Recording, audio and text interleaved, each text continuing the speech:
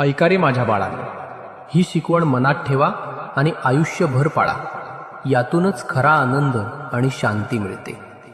1. श्रद्धा आणि नामस्मरण. संकट ही आयुष्याचा भाग आहेत. संकट आली की देव विसरू नका. माझं नामस्मरण करा आणि श्रद्धा ठेवा. श्रद्धा ठेवल्याने कोणतंही संकट लहान वाटतं. 2. समाधान हाच खरा खजिना. धनदौलत क्षणात येते जात असते, पण ज्याच्या मनात समाधान आहे तोच खरा श्रीमंत आहे.